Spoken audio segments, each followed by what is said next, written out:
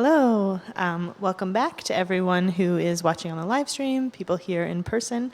Thank you for coming to Arts Futures, Digital Music Technologies. This is a series presented by Interactive Ontario in partnership with the Cultural Human Resources Council, and it's supported by Canada Council for the Arts and their Digital Strategy Fund. And if you're interested in learning more about the fund, you can visit Canada Council's website. They will have a deadline for the Digital Strategy Fund again this September, and it supports digital projects for arts organizations and artists. So we're going to start our second presentation of the day, and we have someone coming in via live stream from the UK. So she's on Skype, so I will turn things over to Carlotta and Ninni. Hello, everyone. Could you hear me well? Yes. Yes? Okay, great. Unfortunately, I cannot see you, but you can see me. So, thank you, Carly. So, my name is Carlotta de Ninni, and I am the head of research and operations for Mycelia for Music. So, today I'm going to share with you a little bit our journey into how new technologies, such as, blockchain technology, can actually benefit a lot, specifically music makers, because we are in kind of working in the music industry at the moment. So what is Mycelia in just to start with?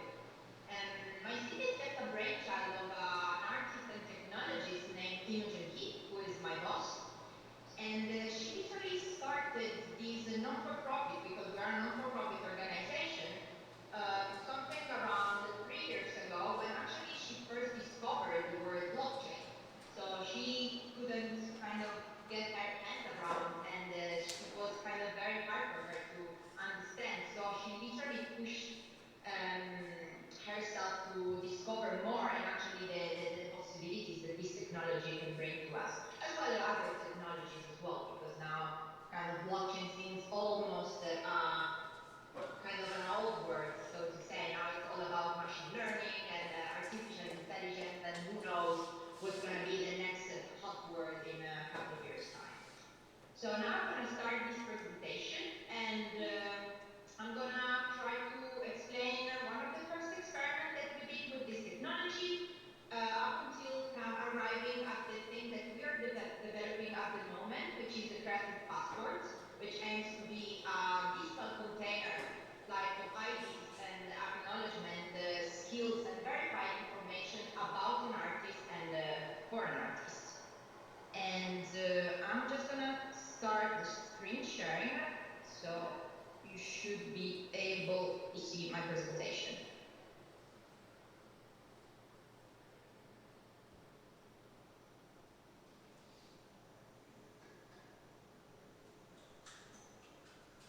Okay, do you see a play logo? Yes. Amazing. Okay. Well, also, this is our Mycelia logo, and you're gonna kind of understand why this choice, because this is kind of an augmented play logo.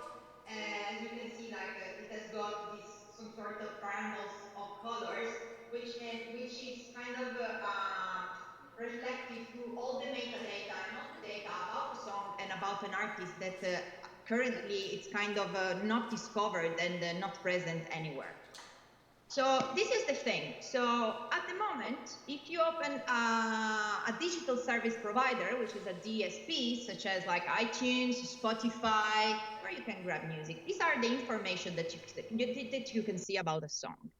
So you can see artist name, song, maybe the album, the date of release, time. If you're lucky, maybe the record label. But there's nothing more than that. And as you can imagine, but then I'm going to show you now, there are a lot of more information about a track and a composition. So as you can see in here, you have, correct lyrics and compositions, which are not crowdsourced, but actually the lyrics that the songwriter wrote and the rights owners. And in this case, this song was Tiny Human, which is the song that we used as this experiment with a release with the blockchain, but I'm gonna arrive in that. And this song was dedicated to Imogen's daughter. She's got a 4 years old, so it was literally 3 years ago. Then there are all the recording credits, so who arranged, performed, produced the song, all the mastering engineer, all the musicians or non-feature artists, all the, studio manager, and audio engineer. There are literally a team and loads of people behind the feature artist, behind the artist that actually comes into some sort of the headlights. We can have also a lot of information about the gear used, so instruments, virtual instruments, the various sounds, all the brands about which microphones were used. In this case, Imogen used like a Neumann microphone for vocals. She used a specific instruments. This was mostly done in the box, so it's mostly virtual instrument. But then, you can imagine how many information about different kind of music can have. Of course, like a rock and roll band might use some specific brands of guitars and amplifier rather than a virtual instrument. So it's very diverse, the information that you can find behind the track. But then at the moment, there's nowhere to find this information in a verified way. And this might be very interesting, not only for the people, that some sort of defense, but also very interesting for the people who are actually interested in reaching a sound, or maybe to do a brand partnership with the guitar, because if a musician is using Fender rather than Gibson, rather than whatever other brand it is, and there are highly possibilities giving kind of some visibility that the brand might be interested, because it's like the artist is already a client of ours. We like their music, so why not? Going on with the data, we've got playlist data. So this song is a 3/4. There's a swing, all the key, the tags about the meaning of the song. So clearly Imogen was very pregnant while she was writing this song. So it's about motherhood, colic, sleep at night, kind of a newborn baby. And these are very interesting information that we called kind of playlist data, but can literally be about anything related to the meaning of the song. The inspiration of history. So, for instance, this song was actually part of a campaign for an amazing pair of headphones created by Sennheiser. So, Sennheiser actually involved Imogen and kind of paid for the song to be made just for their advertising campaign. There are kind of additional media, official video, all the live performances related to the song, press releases, all the stems, maybe the song can be remixed or anything, but then it's kind of there's no place to just download the stem and maybe make a payment out of them and just, do whatever you want to do with the song without kind of breaching the copyright. Related audio, related videos. This is kind of funny because actually the tempo of the song is 3/4 because it's the tempo of the breast pump that Imogen used to feed her little one. So it was really funny because it was like tun ta ta tun ta ta, and this was also part of the inspiration of the song. Then, there's a video attached, all the video credits, video concept, cinematography, who set the bill, who constructed the bill, the assistants, all the locations, same thing for artworks. So who is in the cover, who did the artworks, and all those information, the thanks, they kind of got lost, if you say, because all this information actually, at least part of them, were part of the booklet in the CDs. So you had actually the correct lyrics in there. You had the producers, all the people involved. But then again, kind of going into the digital world, a lot of this interesting information got lost. And at this point, we just realized, is that possible that at the moment, as well as all these informations, there's not a place to, put kind of all the usage rights for fans, for services, to just license the song, all the contact infos. So imagine like a place where, for instance, Imogen can just, I mean, Imogen is 100% the right owners of this song, so there are no labels and no publishers involved. So she can literally decide what to do. This means that, someone, if they want to use the song for their, I don't know, wedding video, whatever it is, like it could be literally a sync, like something automated that you can go in there, you can see the price for these kind of user generated content usage, and then you just agree, you just pay, I don't know how much, I don't know, 50 quids or 10, like $10, and then you can use the song. But at the moment, it's not really like that, because you need to go through a whole process. Just only understanding who to contact to license a song, it's a day job almost. And a lot of businesses are spending a lot of time because of those kind of inefficiencies. And then at the same time, we were wondering, is that possible that we cannot have a place, right, where there's written who to pay, how much, and having those digital wallet IDs so that the transaction is made, everyone gets paid, and there's not really a lot of time in between. So, I mean, this kind of thoughts and information brought us to our first experiment, and actually to the first usage, the blockchain technology, our first experience with blockchain. So, I mean, before explaining what we did with Tiny Human and Ujo Music, just a couple of quick words on blockchain that I'm more than sure that you all know. But as you know, like, it's a database, okay? So blockchain technology, it just kind of, it was invented, so to say, after the white paper of Satoshi Nakamoto of the Bitcoin, if I'm not wrong, in 2011. So it's quite a new thing. And it's a decentralized and distributed database. And the meaning of the name, it's literally what these what the database is doing, because blockchain technology is literally chains of blocks containing information. So this means that every time a transaction or an information is kind of added, all these long chain, there's like a block of information added. And this is one of the reasons why it's very hard to hack blockchain, because in order to hack the information, and with hack we can say steal a Bitcoin, or change an information, you can I mean, in a nutshell, you have to change the complete chain of information behind there. So you need to change the history of the transaction.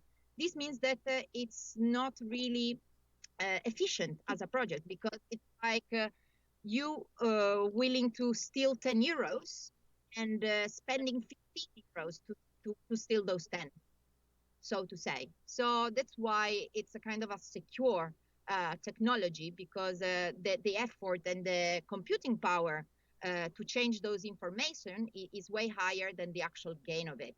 Of course, there are, especially within the cryptocurrencies, where there are some exceptions, because we're speaking about hacking that technology, that ledger. So there are a lot of hacks, but happening not in the ledger, but in the exchange services. So it's actually not the technology the problem, but rather the service that works with the technology. But I mean, cryptocurrencies is literally one of the application of blockchain, which is for sure one of the most used, but arguably not the most exciting. At this point, there are different kinds of blockchain, private, public blockchain, so permissionless blockchain or permission blockchain. The permissionless blockchains, such as the Bitcoin ledger or Ethereum, you can have those things that are called smart contracts. And this is actually something that we used in our experiment. So what are smart contracts? Smart contracts are neither smart nor contracts. They are programmable transactions. It means that it's a little program. So it's a couple of lines of code, which allows you to have a payment and split it at source between the various parties that you decide the payment is going to. And this is actually something that is very interesting for the music industry because of the various delays and the very vertical system of the money flow, whether it's a download or the actual payment. And I mean, this whole technology, of course, it's all about having more transparency, faster payments, and it's literally, how to say, it has been a very some fresh air, especially for the music industry. Why?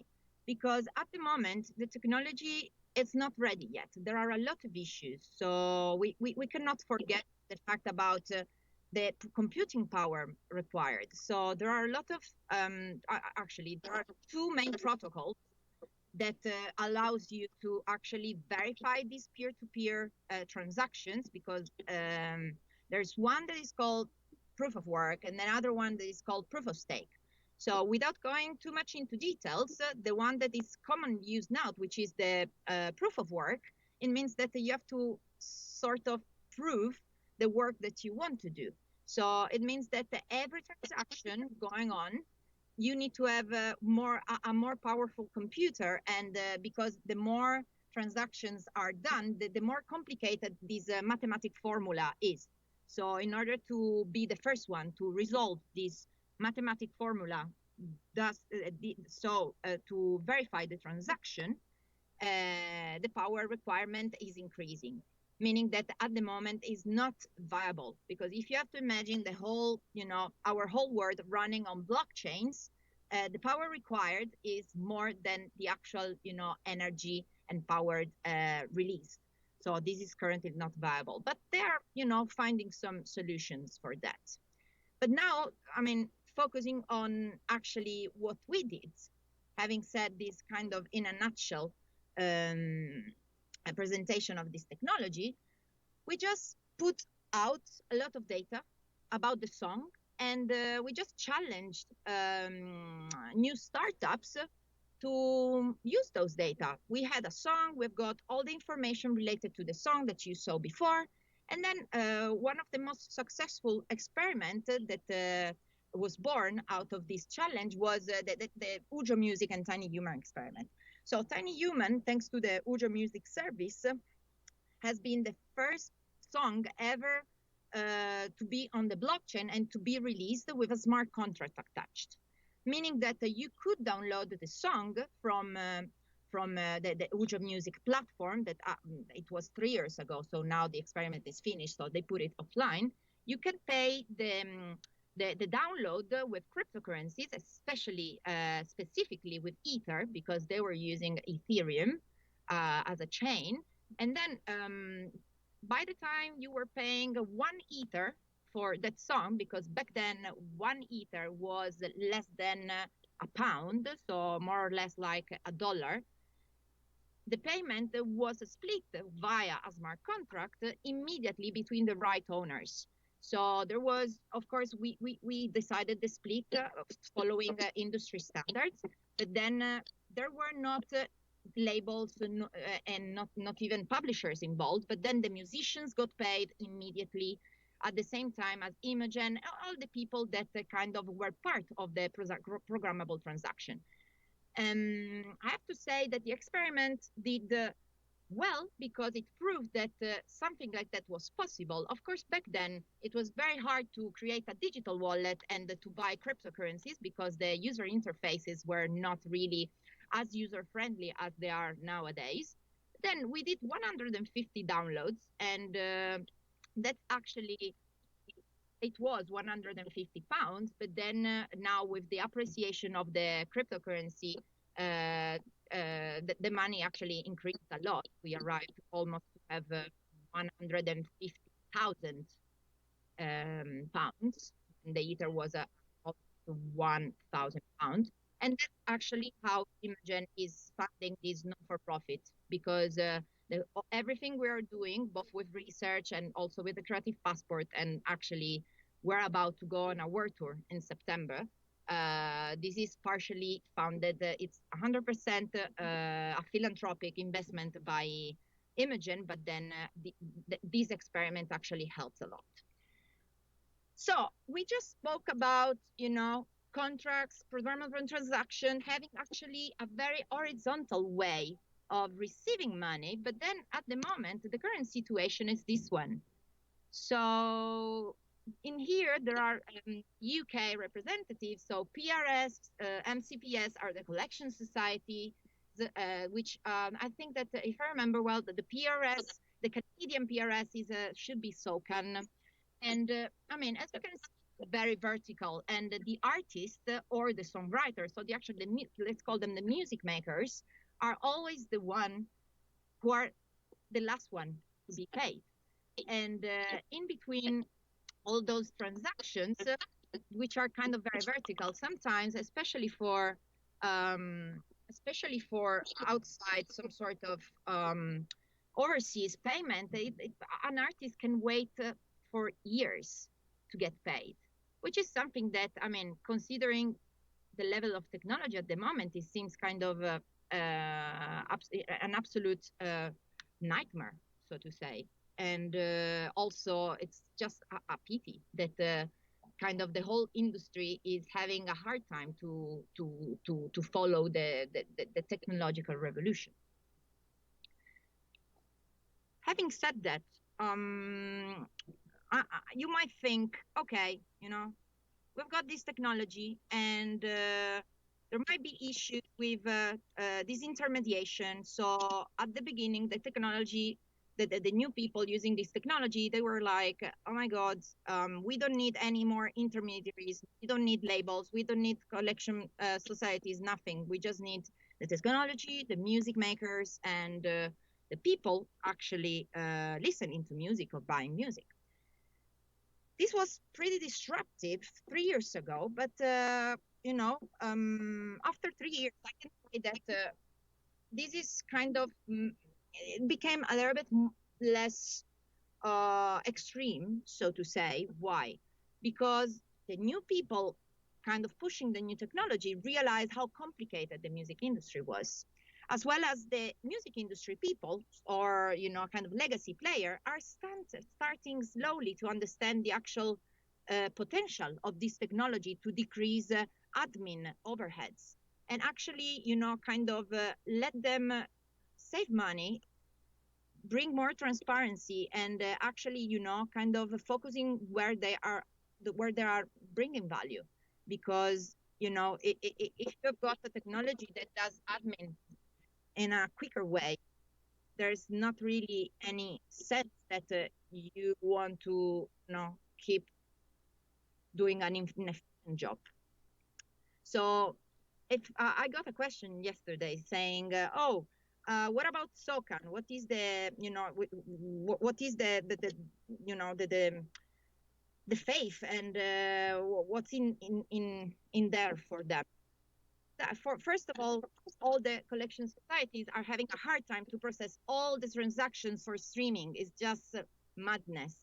Whereas if they can allow a new technology like this to help them, they can actually focus more in something that maybe it's not streaming, but maybe it's the collection of the various public performance monies that are happening in the country. I don't know, investing more in technologies that actually kind of help them bring in value to in this case, songwriters, or to the artist. Well, having said that, we have just seen this sort of kind of going a little bit back to our journey, and what brought us to our platform that is going to be the Creative Passport. We've got all these informations about a song, which was Tiny Human. But then the information about a song is not only coming from the inside to the outside, but it's also kind of a song is receiving information, which it could be number of streams, region of countries that the stream is done, the age group, data used, all the amounts received. And you can kind of imagine an artist having loads of songs. So for Imogen, she almost have, I don't know, probably 200 songs in her catalog. And also an artist has got a lot of information about about themselves. So whether it's the biography, all the tour dates, the brands they're collaborating to, all the charity alignment, the services or the people who the artists champions, all the interested, the skills, ethos, etc. And then there are literally millions of artists from all over the world, right? So there all this information, whether about the artist and about the song, at the moment there's not a place to put them. And the thing is that we just realized that, well, could you imagine how many new services for artists that in here they are represented by mushrooms, because kind of mycelia comes from the mycelium, which is some sort of these mushrooms that allows a network of information in nature. For instance, allowing the trees in the forest to grow the same height.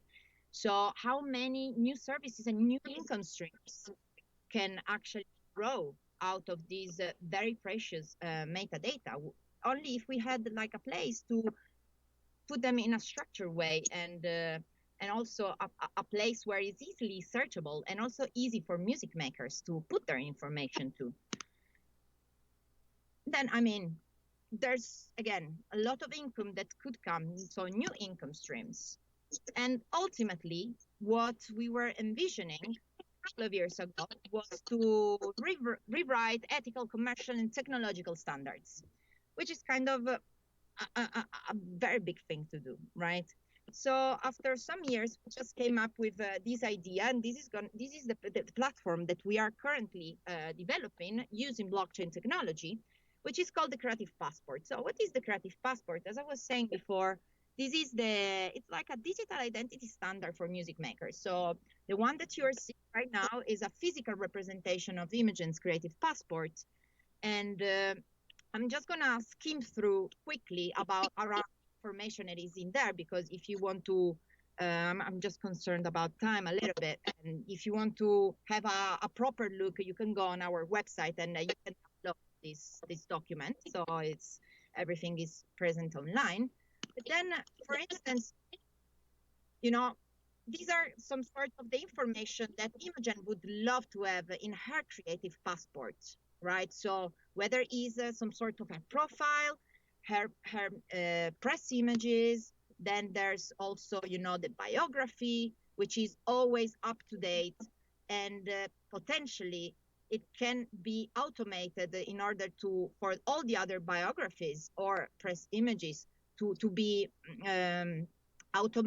automatically updated in all over the other services, from Spotify to other websites. Because at the moment, if you want to change something, it has to be done manually. So there's not like a holy grail of truth and a place where you can put verified data one time only, always up to date, and either divert and push people to go and grab the biography, for instance, in there, or having some sort of automation and not doing it manually. So a lot of times, also for an interview, all the times, or for an interview or for a conference, they're like, oh, can you send me Imogen's biography? I mean, if we had a place where to send people, that is, it has got a standard infrastructure, so not a website, it can be very, very, very useful, not only for music makers, but also for other businesses trying to make business with music makers. I mean, we're in here, we've got current projects, skills, the interest, her inspirations, all data about herself that is not really possible to find on Wikipedia, because that would be not verified data. Then there are all the IDs kind of linked apps and services, all her representatives, all her official accounts. As you can see, there are probably more than 20 accounts that could be kind of unified under this Creative Passport ID for music makers, and then why not for the future for the creative industries.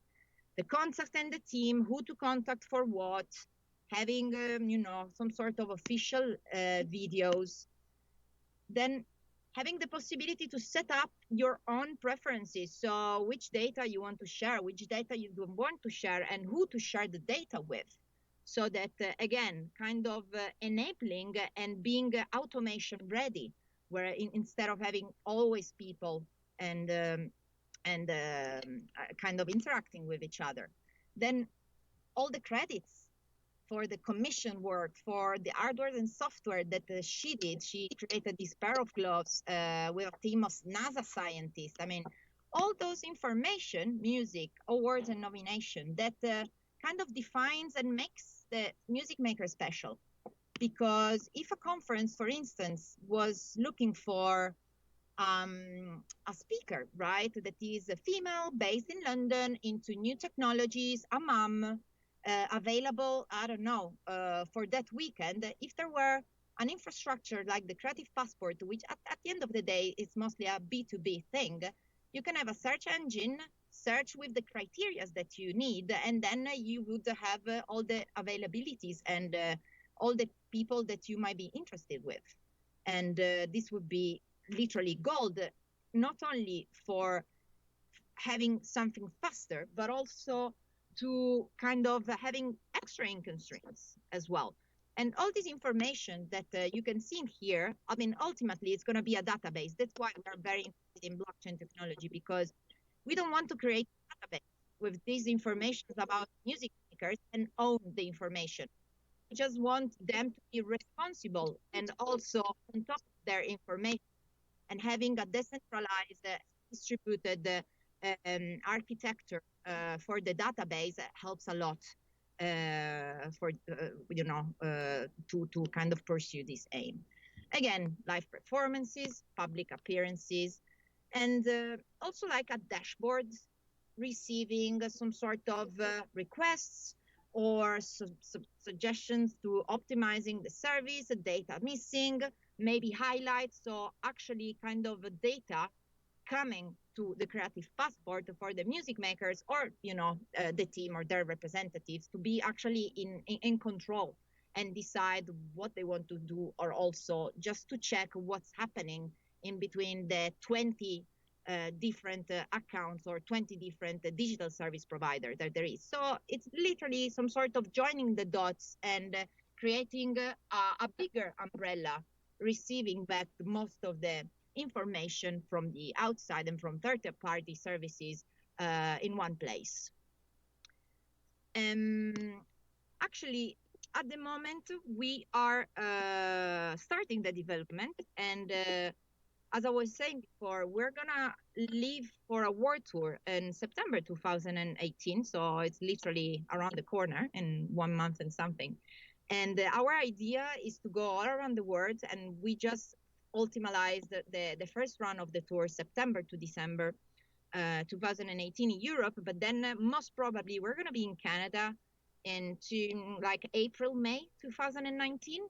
And as part of the tour, there's going to be not only a main gig for that Imogen and her band Frou Frou are going to do in a concert venue, but it's going to be some sort of traveling office for Mycelia. So we're going to have organized workshops, we're going to go to conferences, and we're going to have an amazing exhibition, kind of showcasing some projects that Imogen has got in her Creative Passport. And then ultimately, it's going to be about knowing and meeting and trying to grow local communities of music makers and technologists, and people interested and or having third-party services in order to make them kind of passport ready, and also asking them in their opinion what they need from the Creative Passport, because of course the needs that we have in the UK or maybe in Canada, they're not the same needs that music makers and entrepreneurs or creatives have got in Indonesia or in India. So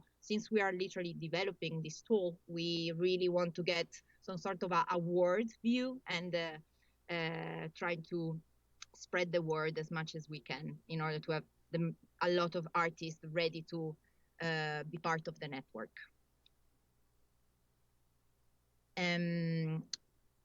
Well, I think that the presentation is sort of finished. I hope you have got a lot of questions. Maybe I didn't go in deep enough with, blockchain. There are a lot of things about artificial intelligence or machine learning that can be done. So, I mean, over to you. I'm more than happy to answer the questions. Does anyone in the room have any questions? If you do, we'll just get you to come up to the podium so that Carlotta can hear.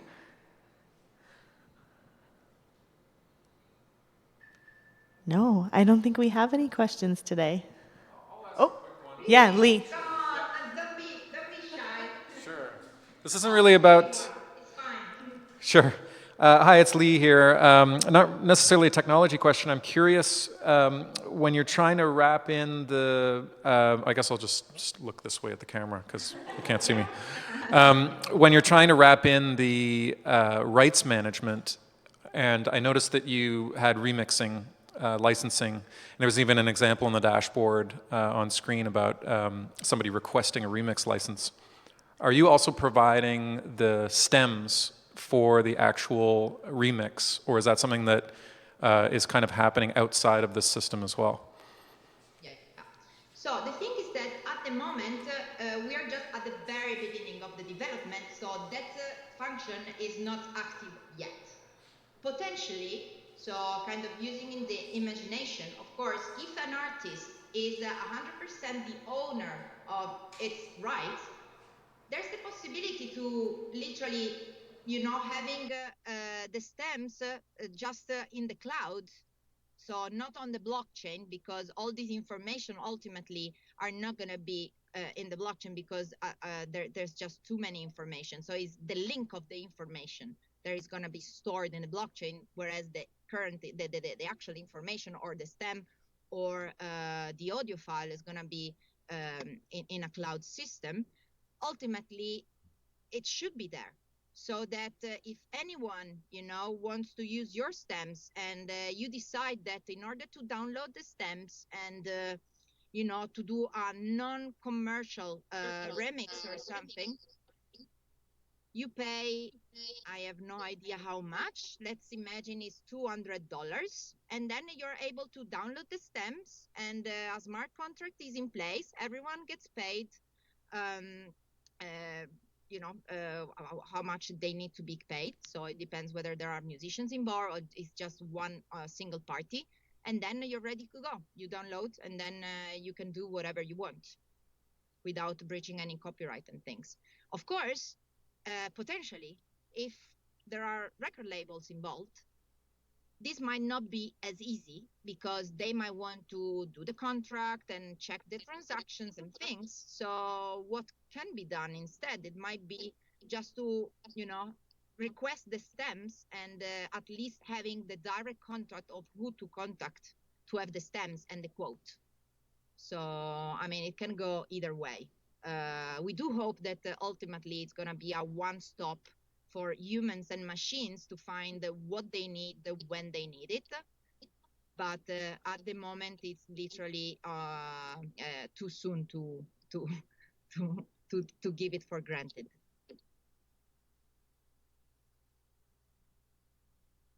You? Yeah. Come on up. Look at the camera too. Hi, my name's Jeffrey. I'm not an expert in any way in music. I'm looking at your website and looking at your mission, so I'm just trying to get my head around. For me, it's almost like a black box. Music goes in at one end, it goes out the other end, money comes back into the black box, and then it gets distributed out to the various players. I'm kind of curious about the two ends. For instance, if I come to you with a song, and with all the metadata that you create the blockchain contract that shows the rules of how everything is divided, once the music goes out, where does it go out onto, and how is it tracked when it's streamed, when it's downloaded, when it's synced, and then how does that information come back into the blockchain and then get divvied up between the rights holders? Does that make sense? Yeah. Okay. So I don't have a specific answers to that because otherwise, if the two of us had an answer, we could be literally the new owners of the world of the music. But I mean, potentially, I can explain you some scenarios, right? So the thing is that the technology in itself does not do what you are asking me. So if you've got blockchain, for instance, right? Or if you've got the Creative Passport and you want to put the information in there, you need to have applications on top of that that allows you to download a song, allows you to stream a song, allows you to do whatever you want to do with those information or the track. So specifically, what we want to do, I'm trying to gather all the answers that I can think of, is just to provide an infrastructure to put those information and allow other services to do their job. So we don't want to do it all. So we want someone being able to find the information that they need and then to create their service, whether it's a download, whether it's, whatever usage of the data or song. Having said that, with what regards the specific kind of end parts and the actual technology and blockchain, that how does it work? So for the payment, so let's use a specific case because this might be easier. So you want to download a song, right? And then there's blockchain involved. So you have got smart contracts and essentially what happens from the person who buys the song, right? So a kind of a vertical money flow to the people who are actually gaining the income. It happens that you pay the song with, in this case, to use smart contracts. The easiest way is to use cryptocurrencies. Ultimately, there are services that can allow a payment to be done in fiat currencies. There's actually one service which is not involved in music. I think the name is Cycle or something. So it's like a sharing, kind of to share your money with your friends and kind of changing and splitting money. You need to do stuff together. What happens is that either you pay with cryptocurrencies, that cryptocurrencies, the smart contract actually starts to be in place. In the smart contract, in the code, of course, of the programmable transaction, you program the wallets of the people who needs to get the payment, the percentage, and all the rules of the payment. And that is done automatically. Of course, there has to be some third-party people, the miners, that actually verify this transaction. This is all the peer-to-peer thing, and that's why you don't actually need a bank to verify the transaction, because you have got computers verifying what's happening. So that is actually, and then the people who are actually part of the contract, they get the money in their digital wallet.